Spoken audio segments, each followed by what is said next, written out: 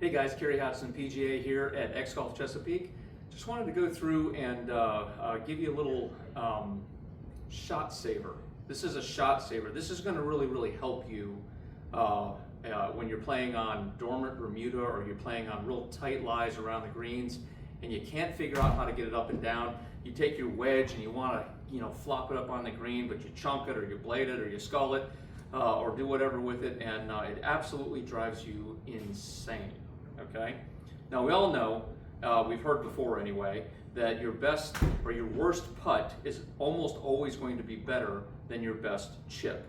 Unless of course you're a tour player, super high level player, and then in many cases those guys, their chips can be even better than their putts from those areas. So, but for us, for the majority of us, we get on an elevated green where the ball, maybe it got up on the green, didn't quite make it to the green, rolls all the way back down, and now I got to figure out how to get it up the hill. Okay, so some of you will take your putter and go Lions, and you're going to try to get over that ball, and you can just kind of try to give it, go up that hill, and you're going to try to give it a really good whack to get it up the hill. Now, sometimes that works and sometimes it doesn't work. The key is with any type of shot like this is you want to get it on top of the grass. Okay? If that ball is digging into the grass, that ball's never going to get up to where you want it to get to. Now, you've seen on tour some guys are using hybrids and things of that nature, which you also can use. Takes a little bit of practice, and you got to remember the hybrid is hollow.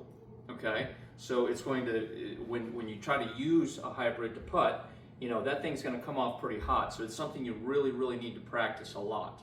Okay, don't mind a guy or a gal doing that, but what over the years playing in different tours and different things that I've done, I've learned a lot from the guys that play full time. And one of the greatest tricks I ever learned was how to use a 5 or a 6 iron or even a 4 iron to putt with. Okay, when the grass is a little bit longer, you still need to get the ball on top of the grass, but a putter only has between 1 and 4 degrees of loft normally.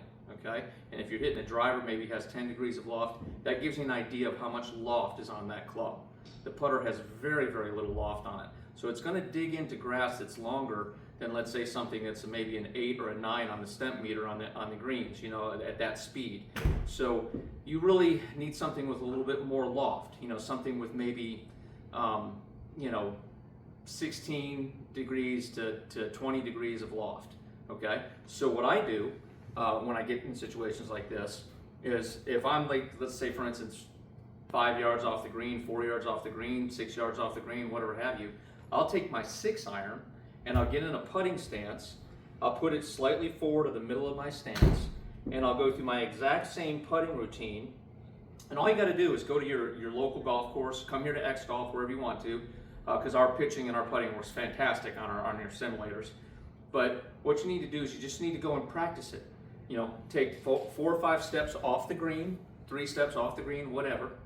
Get your 6 iron or your 5 iron, choke it up a couple inches, and then go ahead and make a putting stroke. I mean, just like you would putt.